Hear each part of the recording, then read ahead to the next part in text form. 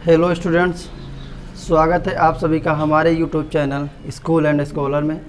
जैसा कि आपको पता है कि आज का हमारा टॉपिक है चैप्टर 3 ट्रिग्नोमेट्रिक फंक्शन। यहाँ पे आपकी क्लास कौन सी है? क्लास आपकी है 11th क्लास की। आज हम लोग मैथ स्टार्ट कर रहे हैं।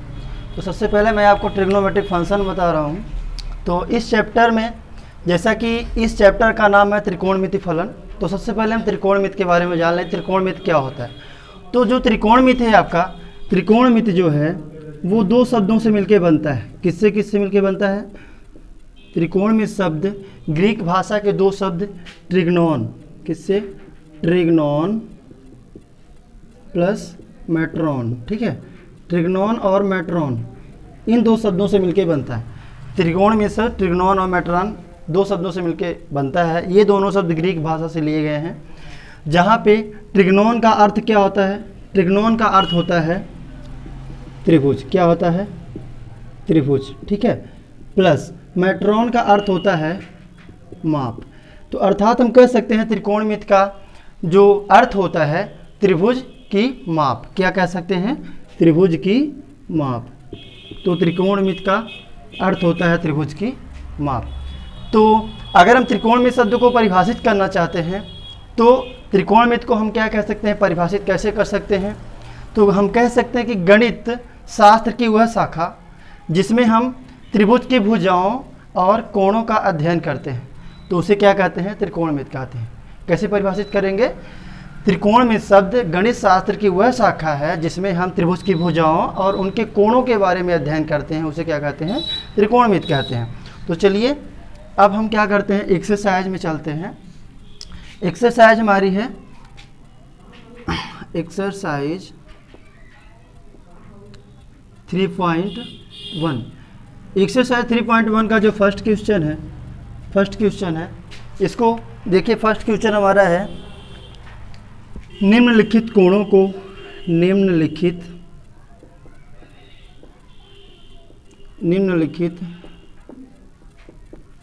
को रेडियनों में व्यक्त कीजिए। किस में व्यक्त करना है आपको? रेडियन में, ठीक है।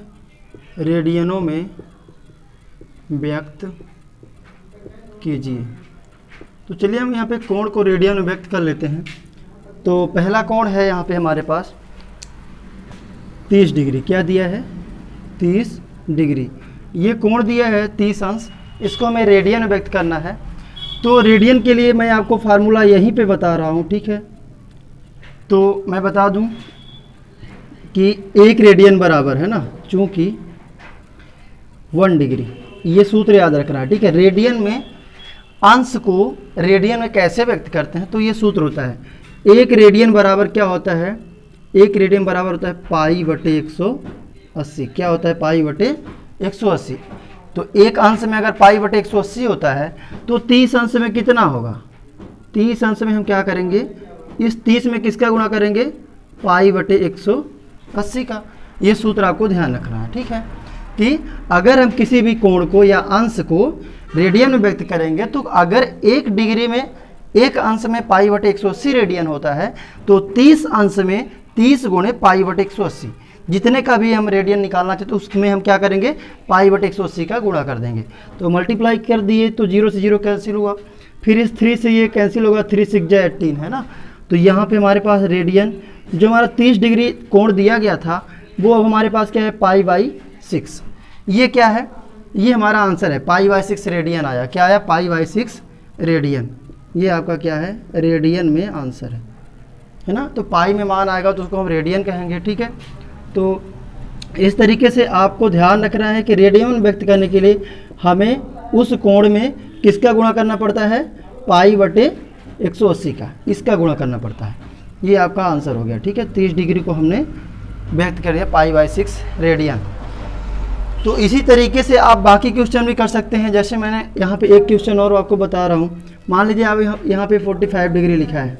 अब 45 डिग्री को आपको व्यक्त करना है तो हम सॉल्व करेंगे, लिखेंगे चूँकि एक अंश में पाई बटे 180 रेडियन होता है तो 45 डिग्री में कितना होगा? 45 मल्टीप्लाई पाई बाई 180 है ना, मतलब 45 डिग्री है तो पाई बटे 180।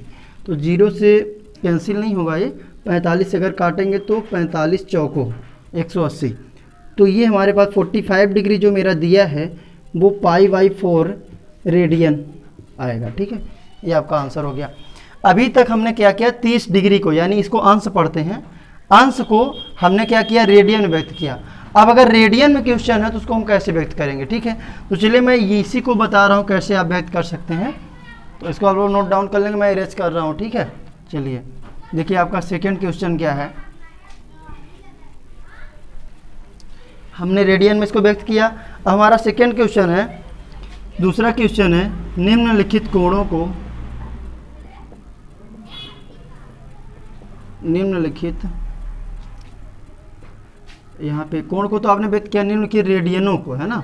अब क्वेश्चन हमें रेडियन में मिलेगा और हमें कोण में बदलना पड़ेगा, अंश में। निम्नलिखित रेडियनों को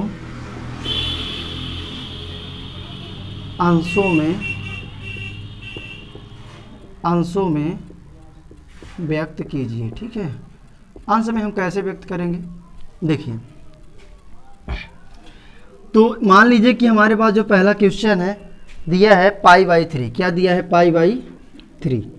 तो π/3 को हमें क्या करना है, ये तो रेडियन में दिया है क्योंकि इसमें पाई है तो समझ लिए रेडियन में क्वेश्चन दिया गया है, हमें अंश में बदलना है जिसको आप डिग्री बोलते हैं। तो यहाँ पे देखिए डिग्री में जब हम बदलेंगे, अंश में जब बदलेंगे तो हम लिखेंगे चूंकि 1 रेडियन है ना, 1 रेडियन बराबर क्या होता है, 1 रेडियन बराबर होता है 180/π। आगे बात समझ में। हम जब एक अंश पिछले क्वेश्चन में निकाल रहे थे तो एक अंश बराबर लिखे थे π/180, लेकिन 1 रेडियन में 180/π, वही पलट देना है ना। π/180 उसमें था, इसमें 180/π है। तो अगर 1 रेडियन में 180/π होता है तो π/3 रेडियन में कितना होगा, π/3 ये दिया है। तो क्या करेंगे, π/3 में किसका मल्टीप्लाई करेंगे, 1 है तो यहाँ पे 180/π है। अब π/3 है तो π/3 में किसका मल्टीप्लाई करेंगे, 180/π का इसमें हमने गुणा किया, पाई से पाई कैंसिल और 3 से 3 6 18, 60 डिग्री आ गया। ये आ गया कितना, 60 डिग्री। तो ये π/3 जो रेडियन था उसको हमने क्या किया, डिग्री माप यानी अंश में बदल दिया। ठीक है, तो ये आपका क्या है, 60 डिग्री 60 अंश क्या है, उत्तर है। अंशों में व्यक्त करना तो ये 60 अंश आ गया। ठीक है, इस तरीके से आप दोनों क्वेश्चन कर लेंगे। अब देखिए ये तो हो गया, इसमें कुछ ऑब्जेक्टिव टाइप क्वेश्चन आते हैं। अब देखिए ये त्रिकोणमिति फलन के कुछ मोस्ट इंपॉर्टेंट क्वेश्चन है। इसके बाद आपके कुछ क्वेश्चन दिए गए हैं बुक में। 12 सेंटीमीटर व्यास के वृत्त के केंद्र पर 60 के कोण को अंतरित करने वाले चाप की लंबाई ज्ञात कीजिए। ठीक है, चाप की लंबाई का सूत्र लगाना है। तो देखिए हमारा थर्ड क्वेश्चन है, थर्ड क्वेश्चन हमारे पास है 12 सेंटीमीटर व्यास के वृत्त के केंद्र पर, 12 सेंटीमीटर व्यास के वृत्त के केंद्र पर, वृत्त के